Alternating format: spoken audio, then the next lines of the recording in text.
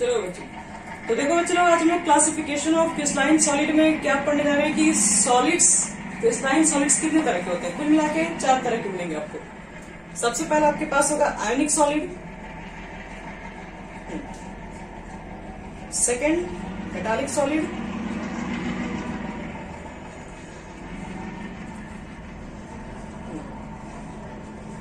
Covalent solid, fourth में molecular solid.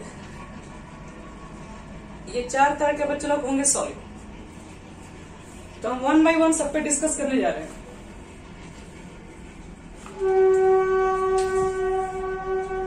तो कर रहे स्टार्टिंग पहले से ही। चलो, आयनिक सॉलिड्स किसे कहेंगे? नाम से क्लियर है ना? ऐसे सॉलिड जिसके कॉन्स्टिट्यूएंट जो पार्टिकल्स होंगे वो क्या होंगे? आयन से बने होंगे, उसी को आयनिक सॉलिड कहेंगे। तो क्या लिखेंगे? The solid whose, फिर से बोलिए।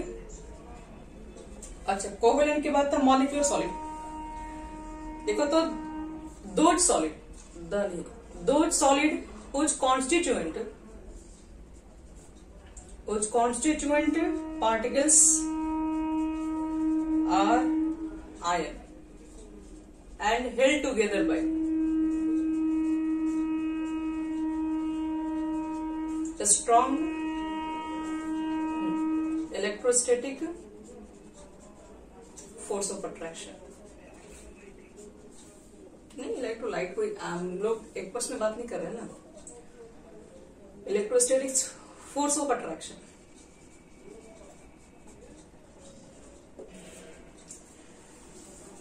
तो आयनिक सॉलिड में क्या होता है? वैसे सॉलिड जिसके कॉन्स्टिट्यूएंट पार्टिकल्स तो आयन से बने चाहिए, आयन से बने होने चाहिए। और कह रहा है कि उसके बीच जो आयन के बीच में जो फोर्स ऑफ अट्रैक्शन है वो बहुत स्ट्रांग होना चाहिए, वो strong electrostatic force of attraction होना चाहिए। तो इस तरह के जो भी सॉलिड आपके पास बनेंगे वो होंगे आयनिक सॉलिड। अब हम कुछ चीजें यहाँ पर लिखवाएंगे आयनिक सॉलिड के अंदर क्या क्या चीजें आपको जरूरत पड़ेंगी। जैसे पहला इसके अंदर ए में लिख दे रहे हैं कॉन्स्टिट्यूएंट पार्टिकल्स, इसके क्या होंगे? कॉन्स्टिट्यूएंट पार्टिकल्स तुम्हें पता है ये होंगे आयंस। आयंस बोले तो क्या कहोगे? पॉजिटिव आयन और निगेटिव आयन, बस और कुछ नहीं। आयन का मतलब यही तो होता है। फिर आपसे पूछेंगे नेचर ऑफ फोर्स, उनके बीच में किस तरह का फोर्स काम करेगा। तो अभी कुछ देर ऊपर ही लिखे हैं स्ट्रॉन्ग,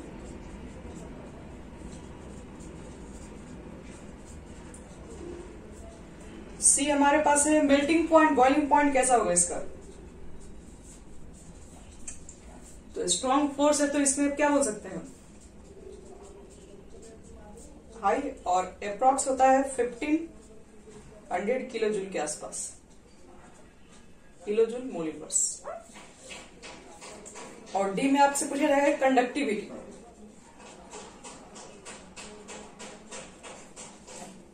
तो आप तो NaCl एग्जांपल में लिखवाते हैं आयनिक सॉलिड। क्या NaCl कंडक्टिविटी करेगा? मतलब उसमें अगर हम लोग इलेक्ट्रिक करंट पास करेंगे तो पास हो जाएगा। याद रखना, वो सॉलिड के फॉर्म में नहीं काम करेगा, वो मोल्टेन स्टेट में रहेगा तो उसकी कंडक्टिविटी हाई होगी, उसकी कंडक्टिविटी मोल्टेन स्टेट में सिर्फ काम करेगा। और ई में लिखते रहे, ई में लिख चीज लिख लो एग्जाम्पल। एग्जाम्पल क्या क्या हो सकता है इसके अंदर? एग्जाम्पल लिख लीजिए NaCl, KCl, MgU, zinc sulphide, etc कर दो।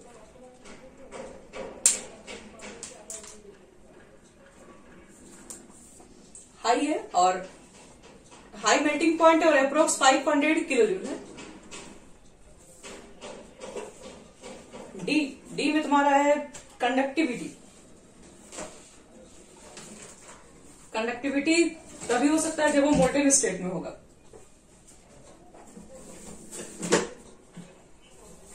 एग्जाम्पल लिखो KCl, NaCl, ZnS, AgF, KNO3, etc कर दो। जितना आयनिक सॉलिड जानते हो सब इसी में आ जाएगा। चलो, आयनिक सॉलिड के बारे में हो गया, खेल खत्म। अब लिखो तुम लोग दूसरा कौन सा था? मेटालिक सॉलिड ना। देखो मेटालिक सॉलिड है, आयनिक कंपाउंड लिख दो, MgO, KCl, NaCl, NaBr, KNO3, K2SO4। देखो चलो दूसरा हमारे पास है मेटालिक सॉलिड।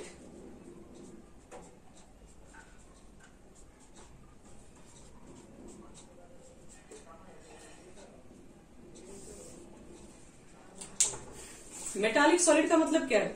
आयनिक सॉलिड तो हम लोग समझ रहे हैं, सॉल्ट वगैरह जितना देखते हैं सबके सब ज्यादातर आयनिक सॉलिड से ही रहते हैं। मेटालिक सॉलिड का मतलब है metals.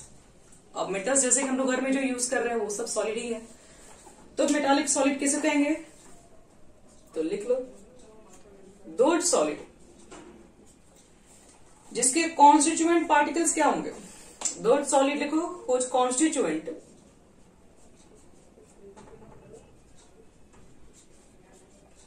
Constituent particles are positively charged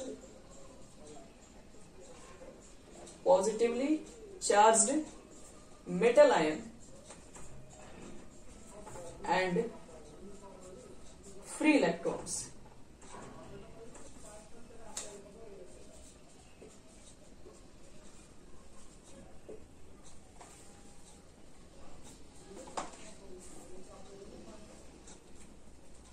आइए थोड़ा समझते हैं मेटालिक सॉलिड के बारे में, क्या होता है मेटालिक सॉलिड। मेटालिक सॉलिड में बोल रहा है, मेटालिक सॉलिड में आप लोग जो देख रहे हैं, कॉपर देख रहे हैं घर में, वो सब मेटल के सॉलिड्स है। आयरन देख रहे हैं, वो भी एक मेटल का ही सॉलिड है सब। तो ऐसे कोई भी सॉलिड जिसके कॉन्स्टिट्यूएंट जो पार्टिकल्स होते हैं वो पॉजिटिवली चार्ज आयन होते हैं, और पॉजिटिवली चार्ज को यहाँ पर हम लोग क्या बोलते हैं? कर्नल के भी नाम से जानते हैं। खैर अभी नीचे में लिखवा रहे हैं। और जो फ्री इलेक्ट्रॉन्स होते हैं उसको हम लोग क्या कहते हैं? उसको हम लोग ये इलेक्ट्रॉन क्लाउड कहते हैं यहाँ पे। तो यहाँ पर जनरली क्या होता है कि जो भी सॉलिड है उसमें कॉन्स्टिट्यूएंट पार्टिकल्स जो रहते हैं, जब भी आप एक मेटल्स देखते हैं तो उसमें कॉन्स्टिट्यूएंट क्या पार्टिकल्स क्या रहते हैं? तो मेटल्स के आयन रहते हैं उसके अंदर, क्योंकि मेटल्स की प्रॉपर्टी होती है इलेक्ट्रॉन को डोनेट कर देता है। तो मेटल्स आयन के फॉर्म में रहते हैं और उसके अंदर क्या होते हैं? इलेक्ट्रॉन फ्लो करते रहते हैं। जैसे कि आपको हम दिखा रहे हैं कुछ इस तरीके से। जैसे मान लो आप आयरन मेटल के ऊपर बात करते हैं, तो आयरन मेटल है तो मेटल क्या करता है? अपने इलेक्ट्रॉन को लूज कर देता है। मान लो तो मान लो कि तुम्हारे पास एक सॉलिड है, तो सॉलिड के अंदर क्या है? ये जो आयरन एटम होते हैं वो Fe2+ के फॉर्म में रहते हैं। Fe2+, यहाँ पर भी Fe2+ होगा, यहाँ पर भी Fe2+, ऐसे आपके पास Fe2+ होंगे। और ये जो दो इलेक्ट्रॉन है, दो इलेक्ट्रॉन इसका भी होगा, इसका भी होगा, इसका, ऐसे तो बहुत सारे एटम्स होते हैं एक सॉलिड के अंदर। कितने सारे एटम होंगे? तो वो इलेक्ट्रॉन्स क्या कहते हैं? इधर उधर पूरा मूव करते रहते हैं। ऐसे कह सकते हो कि इलेक्ट्रॉन क्लाउड क्या होता है? पूरा समुद्र की तरह पानी जैसे बहता है, हर जगह यहाँ पर इलेक्ट्रॉन क्लाउड हर जगह पाए जाते हैं। और इसी अट्रैक्शन की वजह से ये आपके पास एक जगह दिखते नहीं है, एक जगह वो फिक्स पोजीशन पे रहते हैं। तो ये तुम्हारा है मेटालिक सॉलिड। मेटालिक सॉलिड्स के अंदर क्या होता है? मेटल आयन रहता है और फ्री इलेक्ट्रॉन्स रहते हैं। बोलो।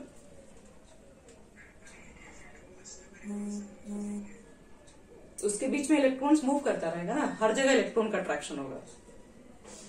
इसके बीच में आप देखोगे इसके स्ट्रक्चर वगैरह में, तो हर जगह आपको इलेक्ट्रॉन्स का फ्लो दिखेगा। देखो ये मेटालिक सॉलिड तुम्हारे पास। अच्छा एक मिनट, यहाँ पे जितने हैं सब प्लस चार्ज वाले मेटल्स हैं, ठीक है। और ये मेटल्स इतने भी आपस में अटैच नहीं रहते, इसके बीच में इलेक्ट्रॉन्स देखो मूव करता हुआ दिख रहेगा हर जगह। हर एक प्लस चार्ज के पास अगल बगल इसके इलेक्ट्रॉन्स होते हैं, तो सारे इलेक्ट्रॉन्स एक जगह पूरे मिल जाएंगे ना, तो इसके अगल बगल वो किसी में से गुजरेंगे, तो इसलिए ये आपके पास एक स्ट्रॉन्ग मेटल्स बन जाएगा। बोलो।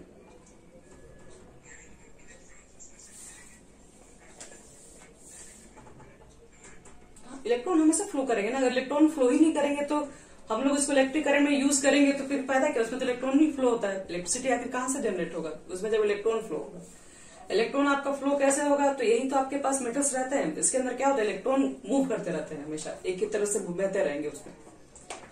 तो अगर वो टाइटली रहेगी, जब उसके इलेक्ट्रॉन फ्री ही नहीं हो पाएंगे तो फिर मेटल्स थोड़ी ना कहलाते हैं। तो तुम्हारे पास क्या होता है? मेटालिक सॉलिड्स के अंदर मेटल्स आयन के फॉर्म में रहते हैं, और उसके अंदर जो इलेक्ट्रॉन्स होते हैं वो क्या करते हैं? वो उसके अंदर मूव करते रहेंगे हर जगह। बहुत सारे एटम होंगे ना, मान लो तुम्हारे इसके अंदर लाखों एटम है, तो उतने सारे इसके इलेक्ट्रॉन्स भी होंगे। कोई 2 इलेक्ट्रॉन है, किसके अंदर 3 इलेक्ट्रॉन से एक एटम दे रहा है, तो उतने सारे एटम्स ना जाने कितने सारे इलेक्ट्रॉन्स दे रहे होंगे। तो हर जगह ना जितने आपके पास एटम है सबके बीच में इलेक्ट्रॉन्स भरा हुआ है, फैला हुआ है, तो वो मूव करते रहता है। तो इस तरह का आपके पास मेटालिक सॉलिड बनता है।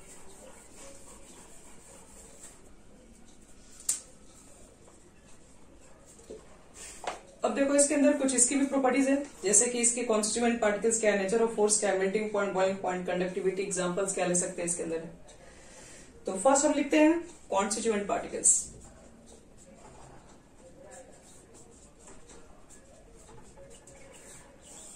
तो कॉन्स्टिट्यूएंट पार्टिकल्स तो पता हो गया क्या है इसके अंदर है। इसके अंदर मेटल एटम होते हैं, सिर्फ मेटल के एटम होंगे और कुछ नहीं होंगे। Second, nature of force.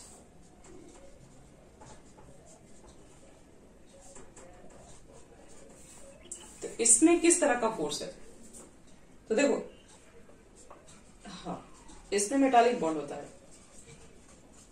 Metallic bond का मतलब क्या होता है, that is attraction between positive, जो आपको बताया positive metal ion. Positive metal ion को याद रखना हम लोग कर्नल के नाम से जानते हैं, KERNEL, colonel's. And mobile electron या फ्री इलेक्ट्रॉन, जो भी बोलना है, फ्री इलेक्ट्रॉन को इलेक्ट्रॉन क्लाउड भी बोलते हैं। तो याद रखो कि मेटालिक बॉन्ड्स के अंदर क्या होता है, मेटालिक बॉन्ड के अंदर आपके पास जो फोर्स होते हैं वो अट्रैक्शन फोर्स और पॉजिटिव और नेगेटिव के बीच का है।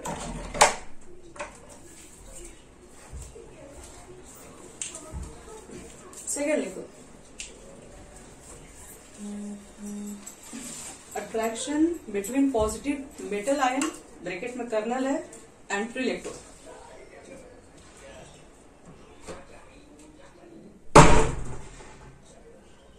चलो अब हमारे पास नेक्स्ट थर्ड हमारे पास क्या था, मेल्टिंग पॉइंट, बॉइलिंग पॉइंट्स। तो इसका भी आपके पास मेल्टिंग पॉइंट्स, बॉइलिंग पॉइंट्स क्या होता है, ये भी हाई होता है। Melting points and boiling points लिख देना, ये भी आपके पास हाई है। फिर लिखो नेक्स्ट 4 नंबर हमारे पास है कंडक्टिविटी।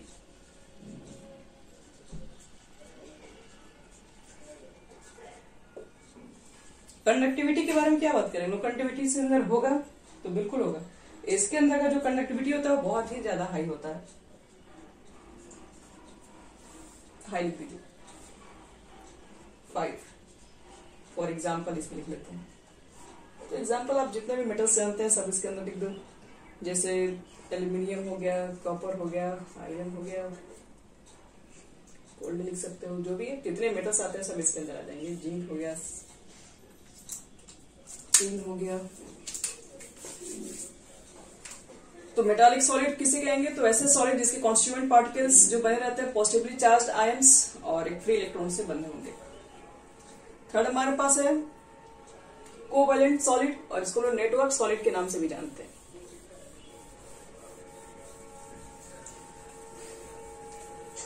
थर्डली को हम लोग कोवैलेंट सॉलिड,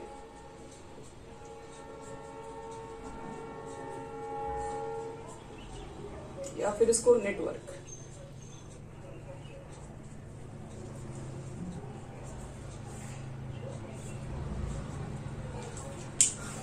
चलो कोवैलेंट सॉलिड का मतलब क्या है, तो इसमें लिखेंगे दो solid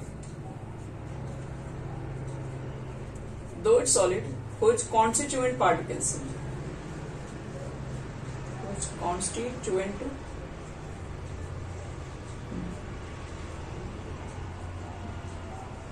those solid which constituent particles are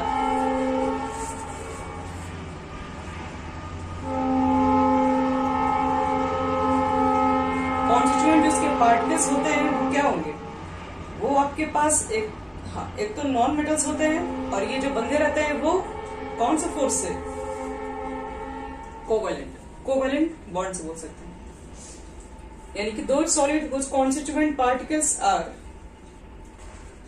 non metal and held together by strong covalent bond.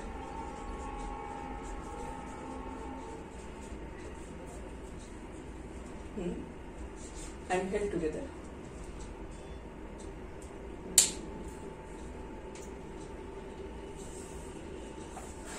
चलो बच्चों लोग आओ इसको समझते हैं। वैसे सॉलिड कहा जा रहा है जिसके कॉन्स्टिट्यूएंट पार्टिकल्स तो नॉन मेटल्स होने चाहिए और इसके बीच का कोवेलेंट बॉन्ड होना चाहिए अट्रैक्शन की जगह पे। तो उस तरह के सॉलिड को कोवेलेंट सॉलिड और कोवेलेंट सॉलिड के बारे में हम लोग सब कुछ पहले से भी पढ़ चुके हैं। ये केमिकल बॉन्डिंग में कोवेलेंट बॉन्ड्स क्या होता है। तो चलो एग्जाम्पल ही सीधे लिखते हैं और सब इसके बारे में लिखते हैं सारे कौन कौन से टर्म होंगे। जैसे इसके कॉन्स्टिट्यूएंट पार्टिकल सबको समझ में आ गया क्या हो गया। इसके कॉन्स्टिट्यूएंट पार्टिकल्स में क्या लिखेगा तो दिख ही रहा है नॉन मेटल है।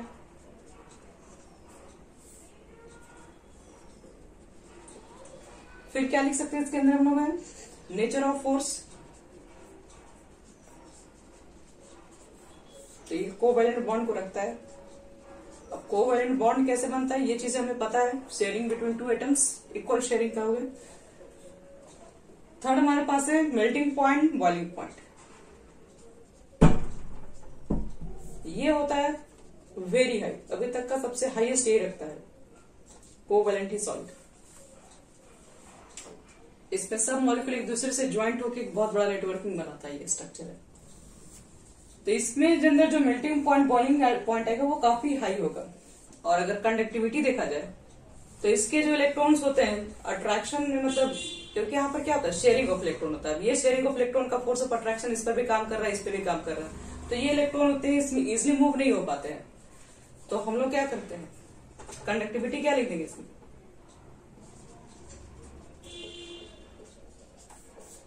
इसकी जो बोलो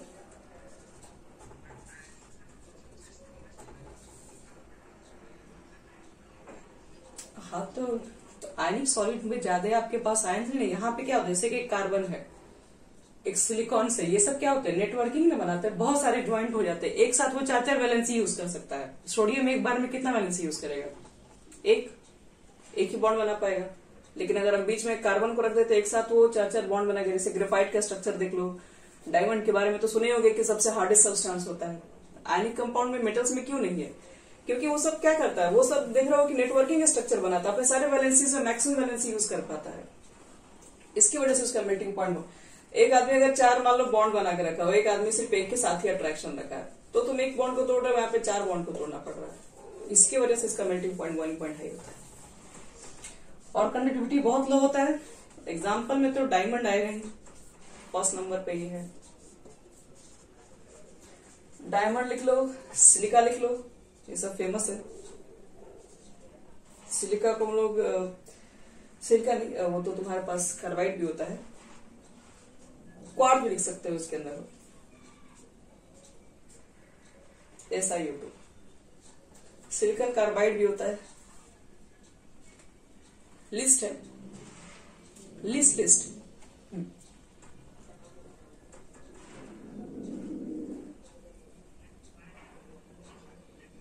SiO2 फॉर्मूला है। उनको लगा कि सिलिका को ही शायद बोलते हैं क्वार्ट्ज, यही है शायद। सिलिकॉन कार्बाइड भी होता है, इट कर लो।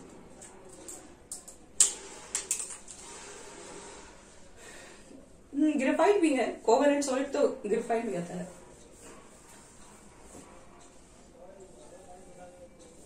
लिखो तो अब सीधे। अब लास्ट हमारे पास बचता है मॉलिक्यूलर सॉलिड। वो किस तरह के सॉलिड है, और इसके बाद हम लोग आगे जो पढ़ेंगे ये सब क्या है, ये सब टॉपिक थोड़ा सा बोरिंग वाला टॉपिक है, क्योंकि लिखना इसमें ज्यादा है। सिर्फ आगे का सारा टॉपिक इसमें इंटरेस्टिंग है। देखो 4 नंबर में आता है मॉलिक्यूलर सॉलिड।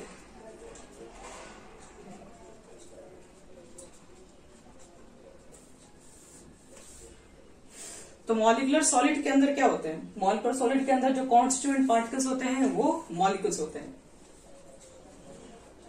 तो 2 सॉलिड लिखोगे, कुछ constituent particle, constituent particles are molecule. और देखो कहोगे कि इसमें कौन सा अट्रैक्शन है, तो डिपेंड करता है कि आपके पास मॉलिक्यूल किस तरीके के हैं। तो मॉलिक्यूलर सॉलिड में बच्चों को थोड़ा टाइप्स भी पढ़ना पड़ जाता है।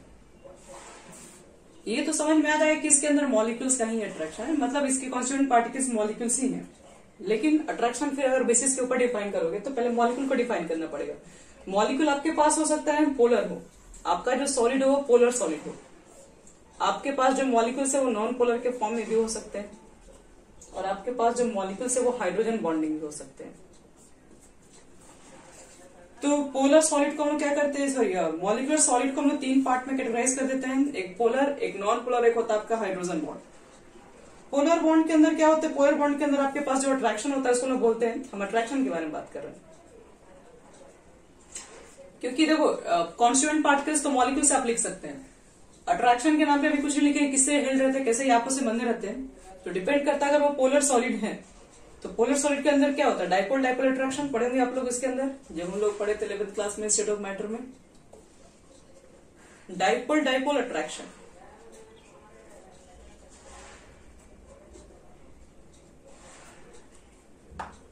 और अगर मान लो कि हमारे पास अगर नॉन पोलर है, तो नॉन पोलर के अंदर क्या होता था, लंडन या फिर डिस्पर्सन फोर्स का अपन नाम सुने होंगे।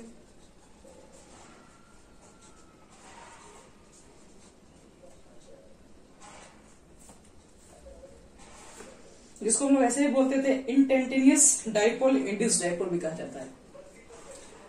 इंटेंटेनियस का मतलब है किसी हमेशा उसके अंदर वो चार्ज नहीं रहेगा, किसी पार्टिकुलर समय पे वो चार्ज आता है फिर गायब हो जाता है, तो किसी के रिस्पेक्ट में इसके ऊपर चार्ज आना होता है तो उसको इंड्यूस्ड डाइपोल बोलते हैं।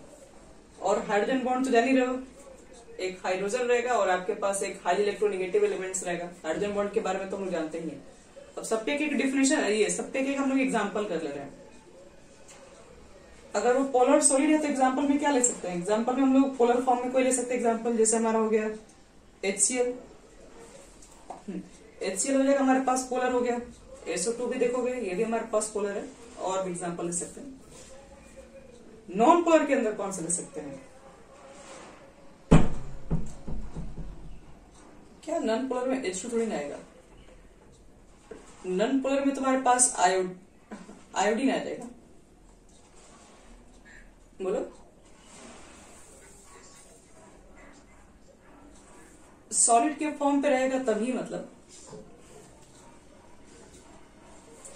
और हाइड्रोजन बॉन्ड में ज्यादातर हटा भी सकते हो, कोई दिक्कत नहीं है। ऐसे तो HCl भी तुम्हारा गैस ही तो रहता है, HCl कौन सॉलिड के फॉर्म में मिलता है, लेकिन हमको क्या करना पड़ेगा, सॉलिड के फॉर्म में ही लाकर।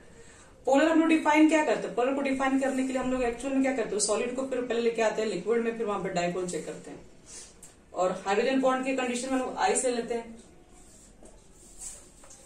देखो सब सॉलिड का ही एग्जांपल है, ये भी सॉलिड के फॉर्म में ही रहेगा, ये भी सॉलिड के फॉर्म में ही रहेगा, ये भी सॉलिड के फॉर्म में ही रहेगा। HCl, लेकिन अगर मान लो तुमने सॉलिड अगर लिया है तो वो किस तरह का होगा, हमको ये देखना है, ये पोलर सॉलिड के फॉर्म में रहेगा। आयोडीन जो होगा दोनों तरफ सेम ही चार्ज होगा, इसलिए इसके ऊपर कोई भी चार्ज को एक समय पार्टिकुलर समय पे कोई चार्ज नहीं होगा, इसको क्या बोलते हैं, नॉन पोलर बोलते हैं। तो ये तुम्हारे पास आ जाएगा आयोडीन, जैसे हम आयोडीन नमक वगैरह देखते हैं, ये सब भी तो सॉलिड के फॉर्म में लाया जा सकता है। और हाइड्रोजन बॉन्ड भी तुम्हारा एक आइस के अंदर पाया जाता है, और आइस एक सॉलिड है। तो ये सब सॉलिड के अंदर क्या, ये सब जितने आपको फोर्स ऑफ अट्रैक्शन दिख रहे हैं ये सब के सब वीक है, ये सब इजिली ब्रेक हो जाते हैं। इसमें आप लोग बहुत सारी चीजें देख रहे होंगे, गैसेज है, गैसेज जो मॉलिक्यूल्स है उसको हम लोग सॉलिड करेंगे तो उसको चाहेंगे इजिली ब्रेक भी कर सकते हैं फिर वापस। तो मॉलिक्यूलर सॉलिड में 3 तरह का है, सबका एग्जांपल हो गया, अट्रैक्शन देख लिए हम लोग इसके ऊपर, तो ये हमारा हो गया पूरा कंप्लीट। और अगर कंडक्टिविटी के ऊपर बात करें कि इसकी कंडक्टिविटी कैसा होगा, तो इसमें क्या होंगे, इसके इलेक्ट्रॉन फ्री थोड़ी ना होते सबके, इसमें भी लिस्ट ही आएगा।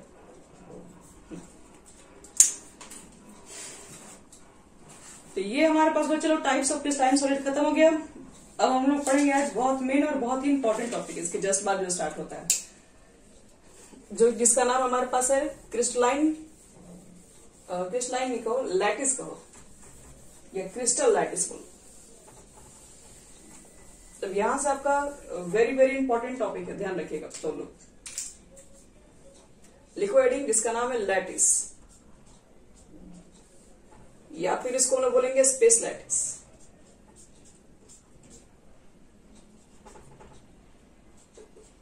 या फिर क्रिस्टल लैटिस,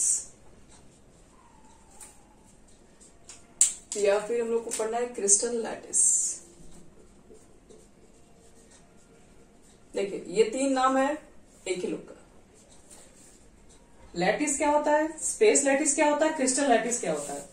एक छोटा सा डेफिनेशन है, बहुत बड़ा डेफिनेशन नहीं है, लिख लीजिए इसको। A regular arrangement, a regular arrangement of the constituent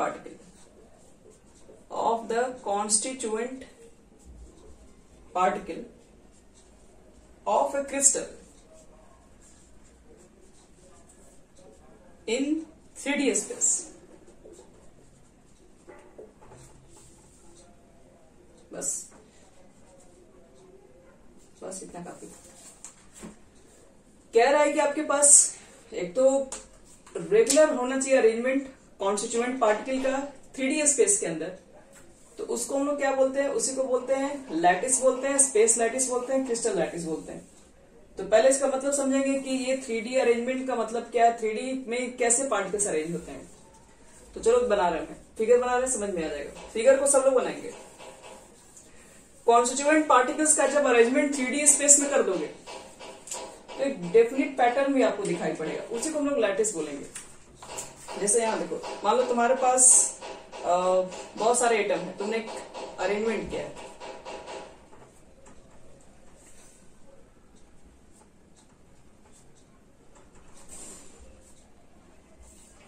जैसे बना रहे हैं वैसे ही थोड़ा सबको बनाना पड़ेगा, ध्यान रख के।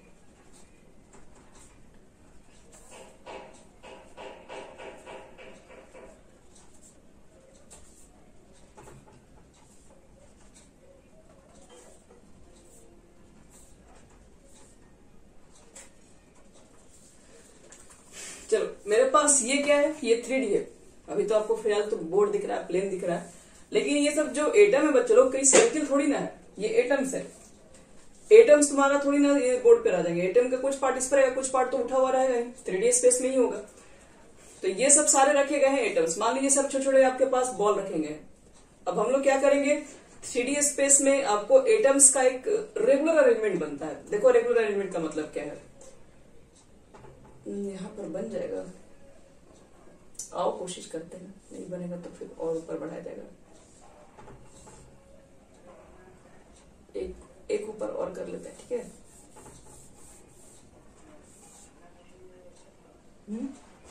नीचे जगह नहीं है, हो जाएगा वैसे भी।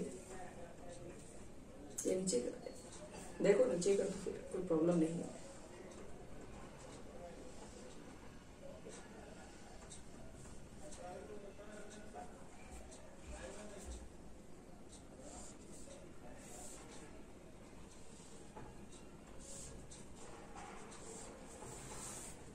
एक अरेंजमेंट तो ये बना इसमें। अब देखो इसको कैसे बना रहे फिर आगे।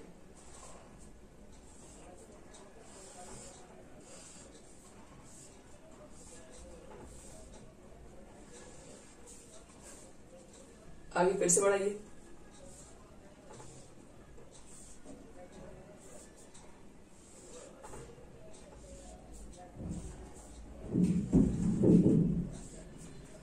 हम चाहेंगे तो ये चीजें फिर ऊपर भी क्रिएट कर सकते हैं, ऐसा नहीं सिर्फ यही बनेगा।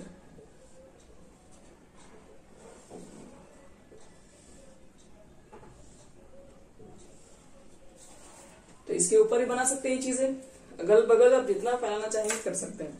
तो ये हमारे पास क्या है, इसी को बोलते हैं स्पेस लैटिस। स्पेस लैटिस का मतलब क्या है, इसको इस पॉइंट को बोलेंगे लैटिस पॉइंट,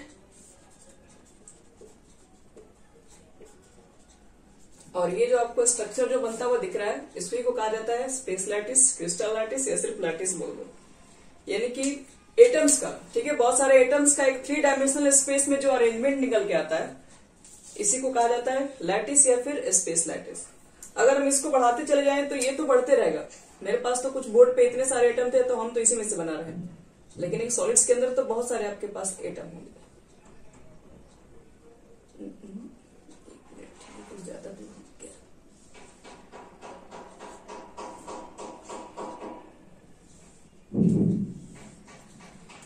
फिर ये ऊपर ही बढ़ा सकते हो। तो मेरा कहने का ये मतलब है, ध्यान समझना, ये जो आपके पास स्ट्रक्चर है ये क्या हो रहा है, बार बार रिपीट हो रहा है। एक नीचे, एक इसके ऊपर होगा, एक जिसके पीछे भी हो सकता है, एक इसके बगल में हो सकता है, ऐसा आगे भी हो सकता है। तो ये पूरा एक बड़ा सा लैटिस बन जाता है। इस स्ट्रक्चर को सब पूरा मिलाकर हम उसको लैटिस बोलते हैं। और जो सबसे छोटा यूनिट जो कि बार बार रिपीटेड हो रहा है, आपको नहीं लगता कि इसी चीज को तो हम बार बार एक ही चीज को बार बार रिपीट कर रहे हैं? ये हमारे पास जो बन रहा है वो एक्चुअल में क्या है? क्यूब ही तो है।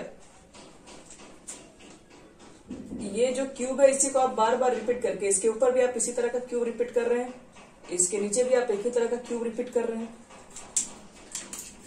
इसका मतलब ये थोड़ा सा इसको अलग कर दें ताकि थोड़ा डिफ्रेंशिएट कर सके। और आप लोग क्या कीजिएगा, उसी के ऊपर पेन चला दीजिएगा बस।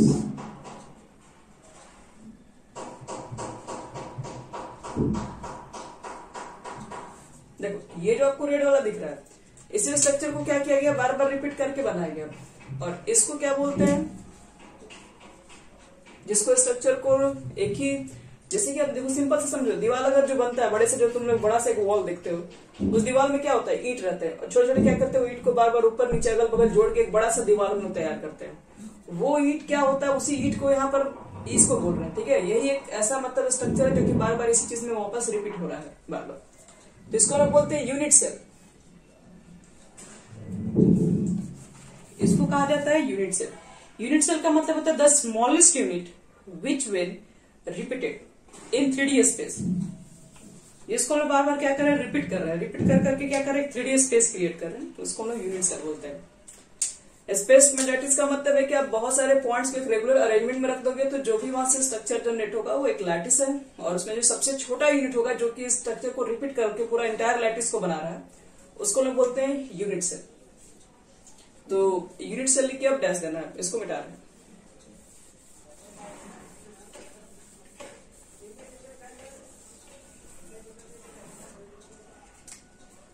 लिखो unit cell.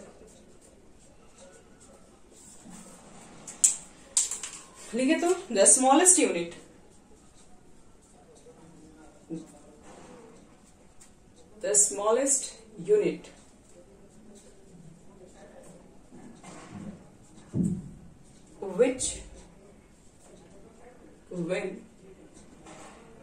which when repeated in 3D space generate the entire lattice।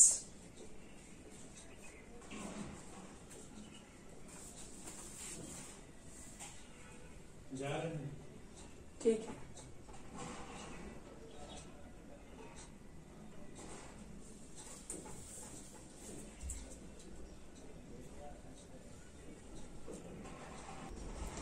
Is called unit cell. इसी को बोलते हैं इज कॉल्ड यूनिट सेल।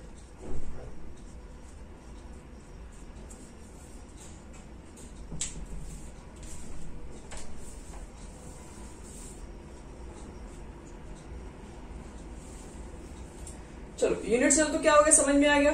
एक स्पेस लैटिस के अंदर जो सबसे छोटा जो यूनिट है जिसको बार बार रिपीट करके एक स्ट्रक्चर को जनरेट किया गया है वो यूनिट सेल है। अब हम लोग पढ़ेंगे types of unit cell. Unit cell कितने तरह के हो सकते हैं?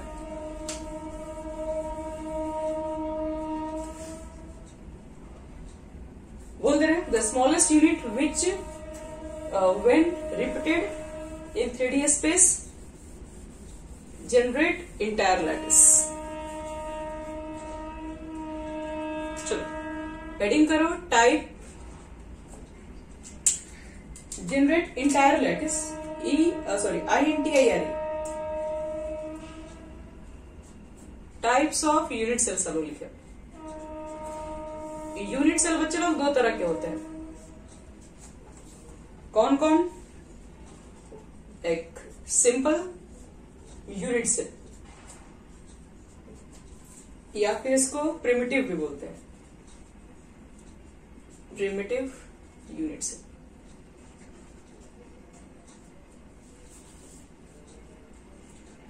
एक तो फर्स्ट हमारा हो गया।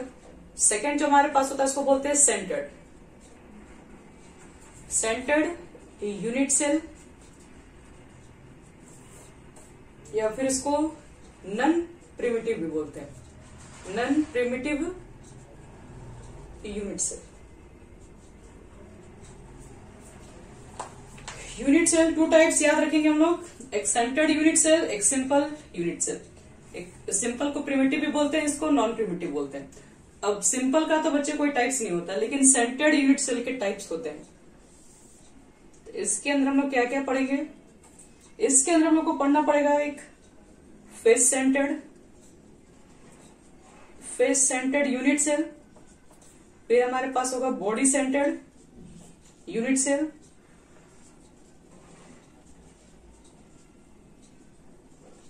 और फिर हमारे पास होगा एक एज सेंटर्ड, इंड सेंटर्ड लिखोगे, इंड सेंटर्ड यूनिट सेल। एक और लिख लो, edge centred, EDGE, edge centred unit cell.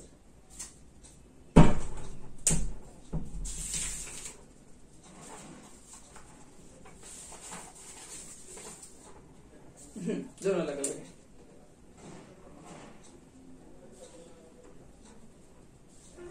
तो एक चीज और बता दें हम इसके अंदर, ये जो टाइप ऑफ यूनिट सेल है वो क्लासिफिकेशन जो, क्योंकि अभी क्लासिफिकेशन और भी आपको मिलेंगे, ये जो हमारा क्लासिफिकेशन उसको कहीं ब्रैकेट में लिख देना। ये डिफाइन किया गया एटम पर यूनिट सेल के हिसाब से, पर यूनिट सेल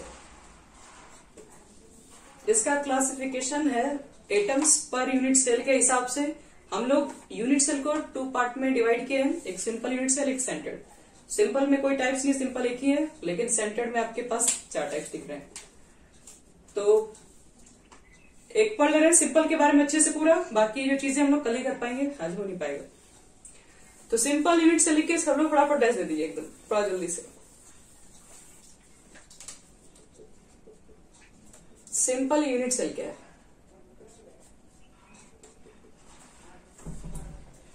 लिखो तो, when the constituent particles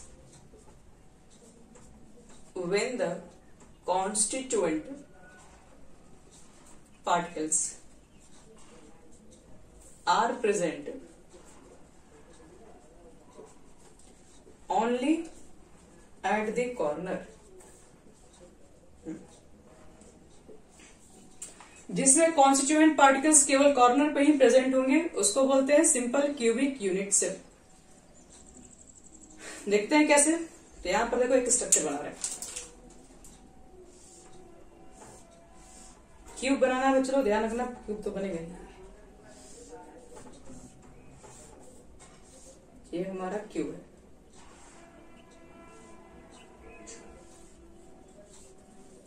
और यहां पर जो एटम प्रेजेंट होते हैं, ठीक है, वो कहां पर हैं?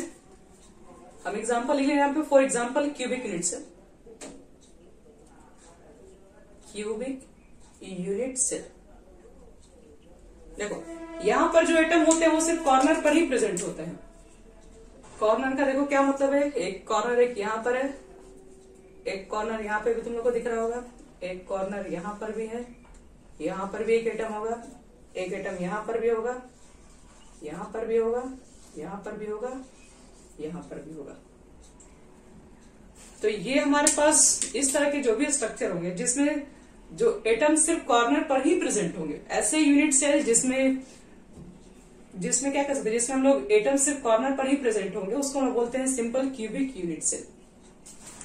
बट प्रॉब्लम ये है कि अगर हम पूछे कि एक यूनिट सेल को बनाने में आप कितने एटम को यूज किए हैं, एक सिंपल क्यूबिक यूनिट सेल को बनाने में कितने एटम को यूज किए हो?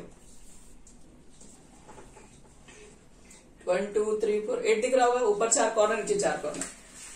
लेकिन एक्चुअल में क्या ये 8 इसको बनाने में लगा है? अब ये बात होगा। अब चेक कर लीजिए कि आपको क्या लगता है कि 8 एटम आप बोल रहे हैं, क्या 8 एटम इसके अंदर पूरा कंट्रीब्यूशन है? तो कंट्रीब्यूशन का मतलब होता है कि इस क्यूब के अंदर आपके पास कुल कितने एटम आएंगे? क्या 8 एटम आ जाएंगे इस क्यूब के अंदर? तो ऐसा बिल्कुल भी नहीं है। देखो कैसे आपको समझा रहे इस चीज को। अगर मान लो कि अगर हम ले लेते हैं, आपके पास एक स्फीयर लेते हैं, आपको थोड़ा इसका प्रैक्टिकल दिखा रहे हैं। स्फीयर हमारे पास है, जैसे मान लो यही एक स्फीयर है। अब स्फीयर है, ये तो हम सर्किल लिया ना, तो स्फीयर का क्या होगा? कटोरा ही समझ लो, इसका ऊपर वाला एक नीचे वाला पार्ट होगा। तो हम क्या किए, फिलहाल मान लो कि ऊपर का हम हटा दिए, उसको हाफ कर दिए, उसको सीधे मान लो कि फिलहाल हम हाफ पोर्शन करते हैं। तो हाफ पोर्शन कर रहे हैं, हाफ हटा रहे हैं। कुछ ऐसे समझना है इसको कितना। थोड़ा सा 3D फिगर है, थोड़ा समझना पड़ेगा इसको। मान लो हम ये वाला हाफ हटा दें यहां से, तो हमारा कंट्रीब्यूशन इसके अंदर कितना है वो समझना पड़ेगा अभी। तो हमने तो एटम को जो लगा रहे हैं वो एक्चुअल में इतना ही पार्ट सिर्फ अंदर आ रहा है। यहाँ जो आपको एटम दिख रहा है वो सिर्फ कुछ ही पार्ट इसके अंदर है, बाकी वाला पार्ट तो दूसरे यूनिट सेल में शेयर होगा। यहाँ पर जो एटम दिख रहे हैं इसमें कुछ ही पार्ट अंदर है, बाकी पार्ट दूसरे यूनिट सेल में शेयर होगा। तो कितना उसमें शेयर किया गया वो हमको चेक करना है। ये वाला पार्ट में कितना है वो है, तो इसको अगर मिलाओगे, यहाँ पर अगर एक स्फीयर रखे होगे तो देखो ये स्फीयर के अंदर क्या होता है, अगर आप एक वाटरमेलन लोगे उसको आप पर हाफ पोर्शन ऊपर काट के हटा दो, और हाफ पोर्शन को देखो क्या करो, इसके बीच का सेंटर ये है, तो उसको बीच का सेंटर करके उसको क्या करो 4 पार्ट में डिवाइड करो। तो ये 1 पार्ट हो गया, ये 2 पार्ट हो गया, एक 3 पार्ट हो गया, एक 4 part, 1 part 2 part 3 part 4 part हो गया, जिसमें से सिर्फ ये 1/4 ही नीचे वाला पार्ट हिस्सा इसमें शेयर हो रहा है बस। बाकी तो पार्ट किसी यहाँ पे जो होगा इसका जो वो तो दूसरे घर में चला जाएगा।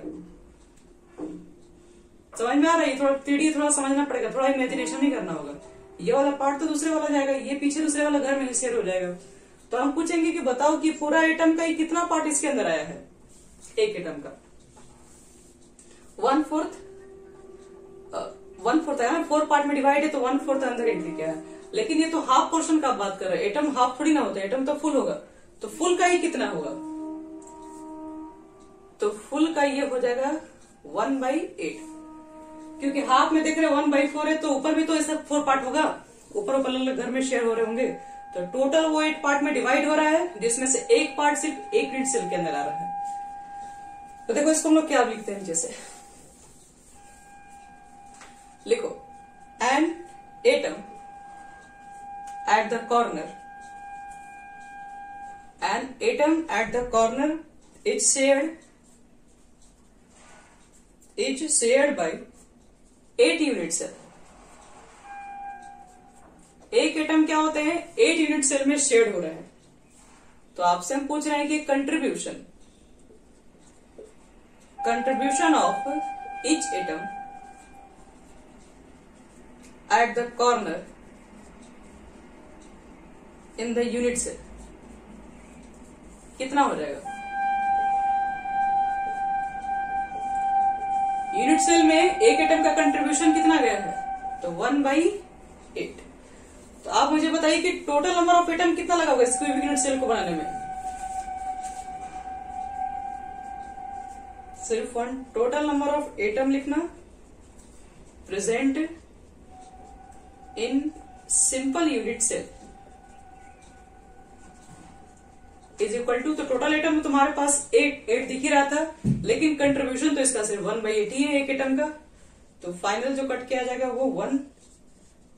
तो एक एटम के अंदर याद रखना, सॉरी एक यूनिट सेल के अंदर टोटल जो कंट्रीब्यूशन होता है सिंपल अगर रहेगा तो सिर्फ 1 एटम होता है। कुल मिला के 1 ही एटम इसके अंदर शेयर हुआ है बस।